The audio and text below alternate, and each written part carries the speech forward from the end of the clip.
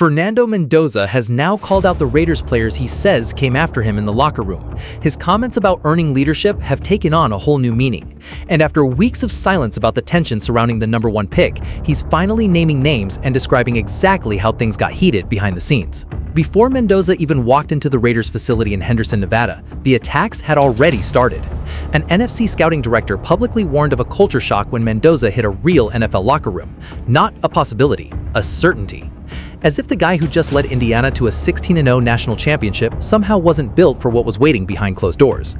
Then, a scout told Athlon Sports that Mendoza mailed it in at every step of the pre-draft process. The combine, the interviews, the pro day, all of it. According to this unnamed evaluator, the Heisman Trophy winner didn't even try. And a former NFL evaluator went on record after watching 26 games of tape and gave Mendoza an undraftable grade. 26 games. And his conclusion was that Fernando Mendoza had no business playing in the NFL. These weren't random fans. These were people who evaluate football for a living, people with front office connections, and they were all saying the same thing. This guy isn't what you think he is. Context matters. Mendoza became the 5th Heisman winner drafted by the Raiders, joining Marcus Allen, Bo Jackson, Tim Brown, and Charles Woodson. That is an incredible lineage. But the Raiders have also been burned before. Jamarcus Wessel was handed everything and never recovered. That ghost haunts every quarterback who walks through those doors. So here was Mendoza, 6'5", 225 pounds, from Miami. A 2-star recruit at Cal who transferred to Indiana and in one season became the best college football player in the country. 16-0. 41 touchdowns, 6 interceptions, 182.9 passer rating, Heisman Trophy. And the knives were already out before he took a single NFL snap. The most dangerous hit on Mendoza came from someone who wouldn't even put their name on it. After the draft, ESPN's Adam Rittenberg collected commentary from college coaches. One ACC coach delivered a quote designed to do damage. He said Mendoza is a good decision maker but doesn't have NFL traits, that all his throws are back shoulder, that his receivers made him look better than he is, that in the NFL, those throws get picked off. Read that again. A college coach, someone who watched Mendoza play in the ACC, came out after the draft to call him a fraud. Not before, when it might have changed his stock. After, when the only purpose was to undermine his arrival in Las Vegas. And here's the thing. This coach last saw Mendoza at Cal. He was criticizing a player who no longer existed. The Mendoza who played at Indiana in 2025 was a completely different quarterback. Different completion rate, different receivers, different offense, different role. Judging the 2025 Heisman winner by his Cal tape is like evaluating a stock based on last year's numbers. Wrong. Outdated. And it showed. But the damage spread fast. The quote circulated, social media picked it up, and suddenly a shadow was hanging over Mendoza's arrival in Vegas. The Shador-Sanders comparison came up immediately. A year earlier, anonymous sources spent weeks tearing Sanders apart before the draft. An NFL assistant called his interview the worst of his career, called him entitled, said he took unnecessary sacks. Sanders fell to pick 144. That's what the anonymous machine can do to a quarterback.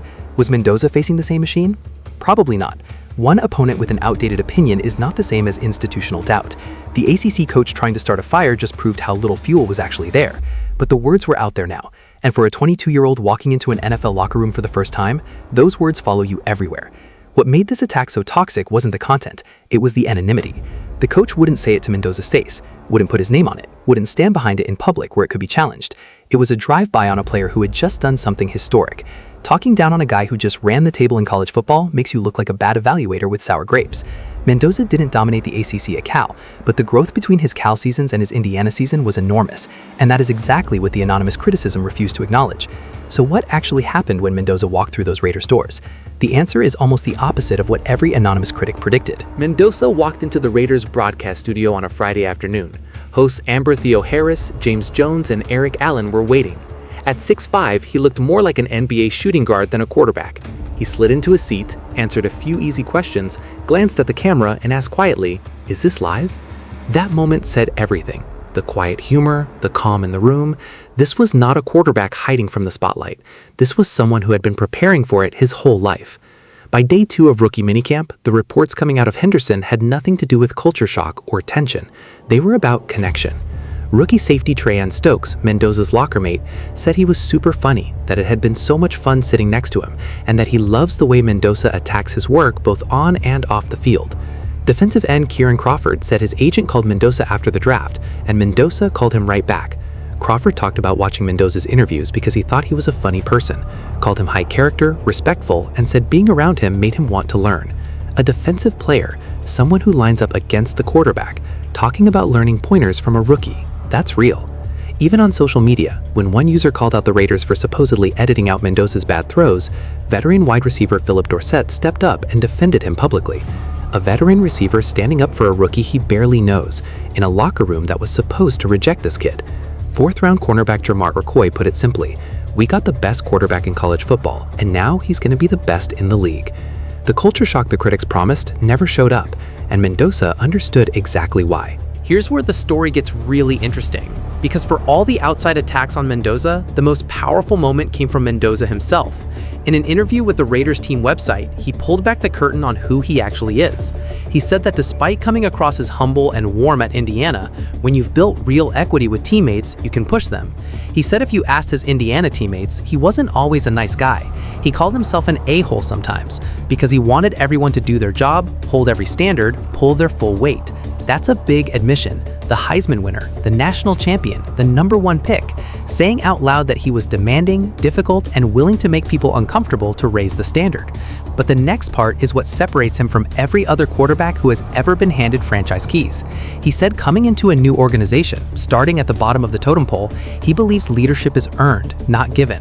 The #1 pick in the entire draft talking about earning his place, not assuming it, not demanding it, earning it.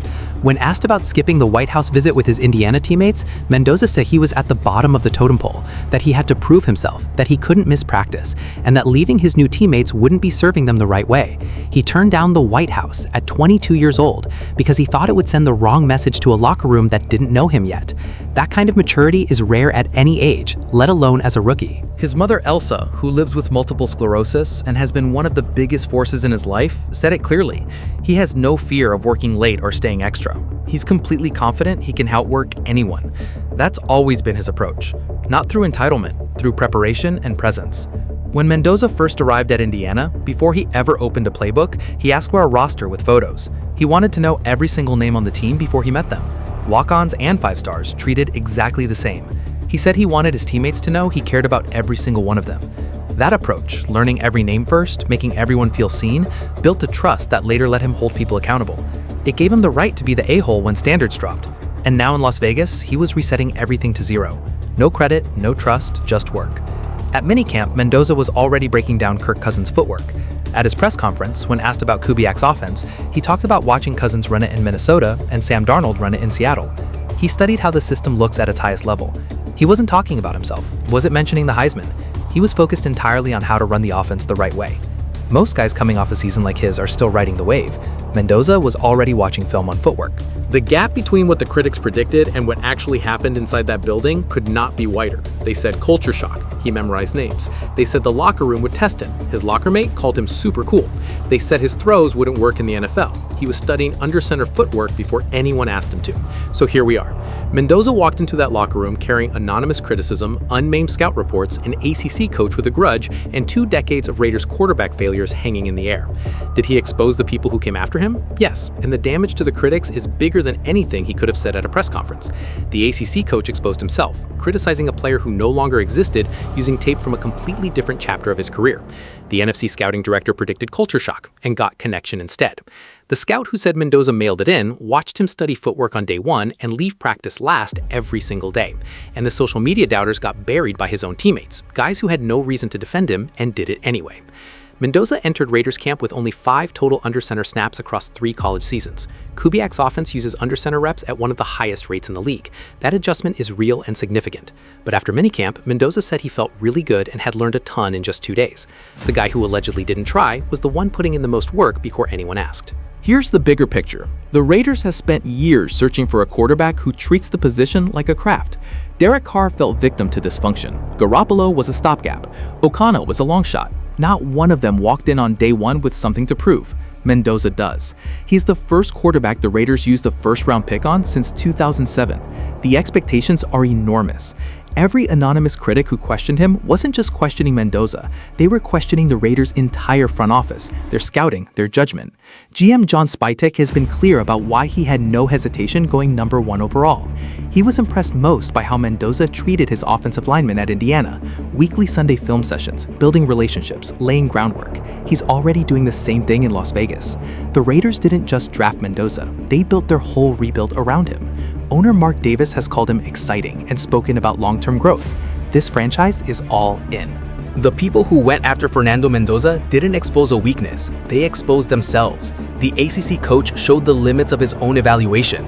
The scouting director showed how badly pre-draft speculation can miss. The social media critics showed how easy it is to attack someone you've never met. And Mendoza, he showed the gap between what people say about you and what you actually are. This is still a rookie who hasn't played one regular season snap. He starts the year behind Kirk Cousins. The learning curve is real. Under center reps, NFL defenses, a 17-game grind. None of it is guaranteed to be easy. None of it is guaranteed at all. But the early returns from inside that locker room tell a story that contradicts every anonymous critic who tried to tear him down before he had a chance to prove anything. Mendoza once said, "If you have imposter syndrome, it means you're doing it right. You care."